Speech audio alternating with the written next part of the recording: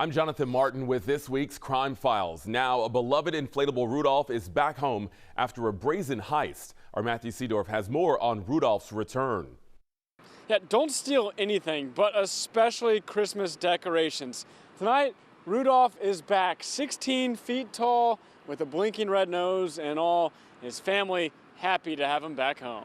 Rudolph the red-nosed reindeer had a very shiny nose. It's beginning to sound and look like Christmas again outside this Houston home.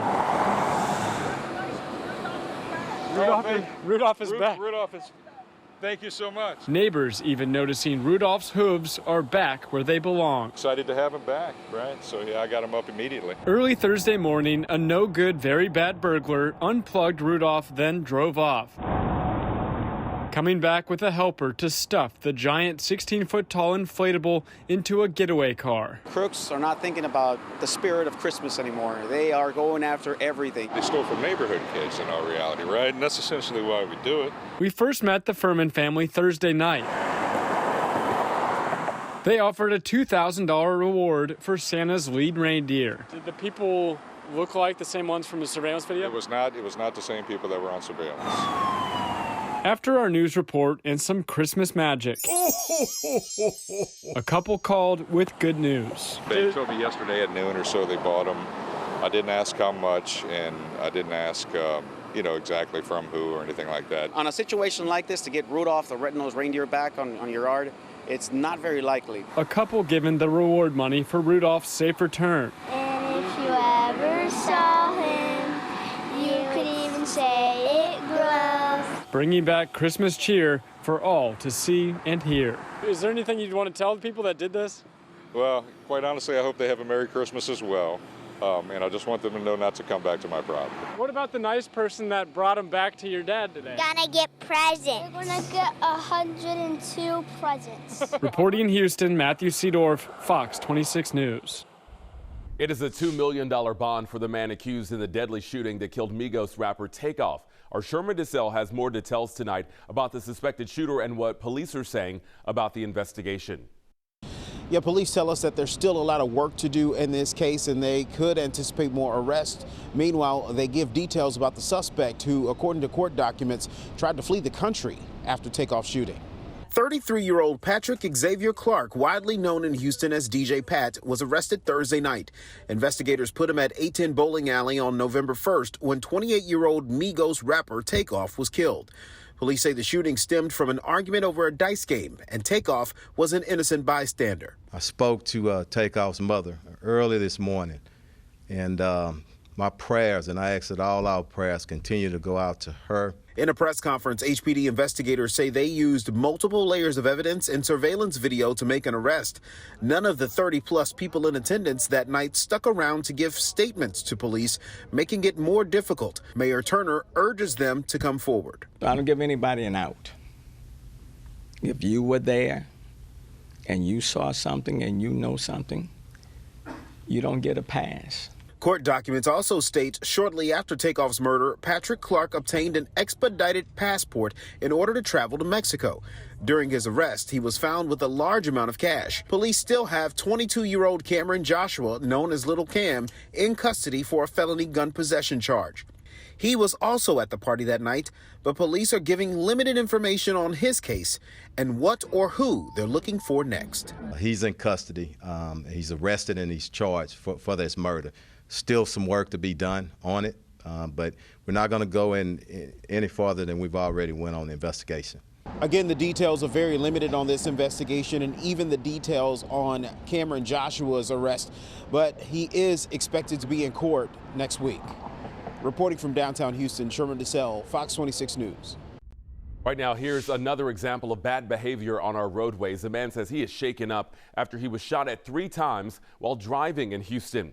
Here's his warning to others. Oh!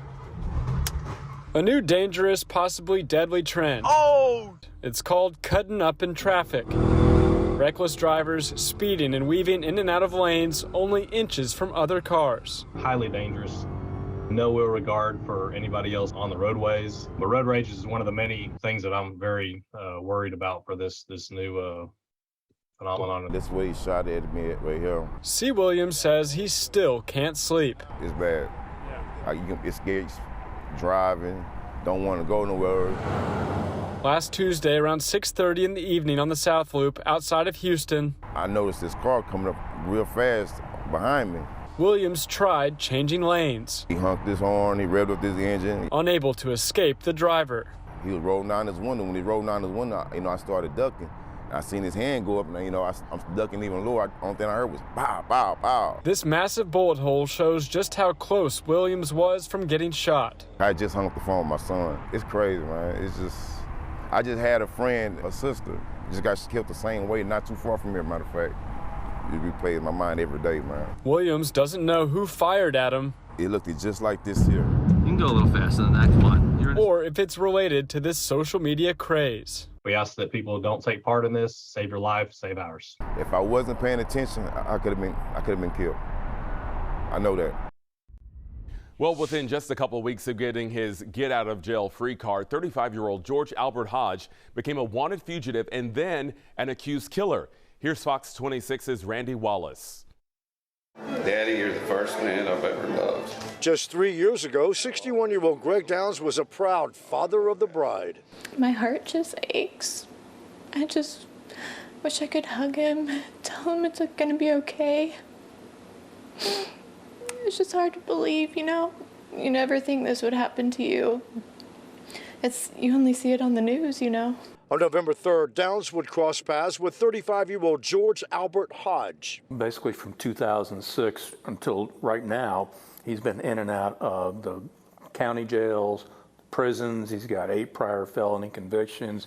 But that didn't stop 185th Criminal District Court Judge Jason Lawong from granting Hodge a PR bond for a felony evading arrest charge. And immediately, within less than 2 weeks, he was violating his bond conditions, didn't show back up in court.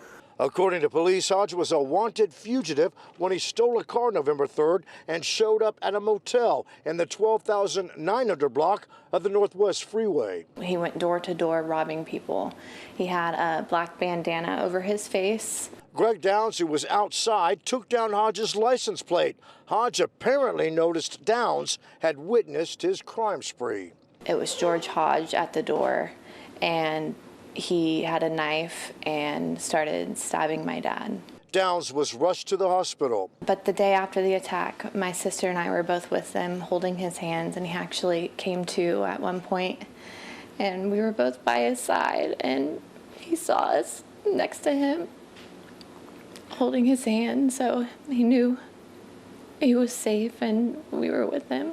Police were able to arrest Hodge because Downs wrote down the license plate. These judges need to be held accountable for granting people like George Hodge bond. I mean, they have to feel that the system let them down, and I don't blame them. It's just unfathomable, honestly. Losing someone you love is heartbreaking in itself, but losing them to murder is just, it's gut-wrenching, honestly.